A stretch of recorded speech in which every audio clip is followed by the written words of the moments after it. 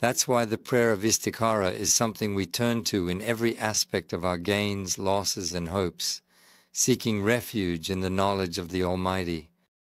It extracts us from depressions, guides us to establish a connection with the Almighty, to persevere, to interpret life accurately with faith.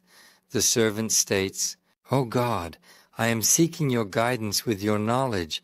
I am reaching out to your expertise, and I am making a plea for your power. You possess the capability, my friend. Your power is more than adequate for the task at hand. I am incapable of executing it. You are aware I lack knowledge or information about it. I am aware and I am unaware, O Lord. If this matter is beneficial for me, from a religious standpoint, from my perspective of the future, from my perspective of the world, in every conceivable manner and aspect, I am uncertain and do not possess knowledge.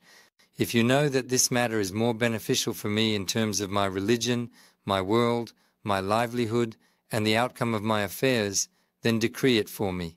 Decree it for me. I will pray for it to happen, but in the opposite scenario, if it is not beneficial for my life, my demise, my destiny, please, I urgently need to be taken away from him too. The situation is unbearable and I can't handle it any longer. Your assistance in removing me from his presence would be greatly appreciated. Thank you. Cool down my heart, sever the connection of my heart, cut off my ties. Imagine having the ability to pray in both directions with complete trust in Allah's knowledge and power, without any doubt or hesitation. Would a man with this kind of disposition experience depression?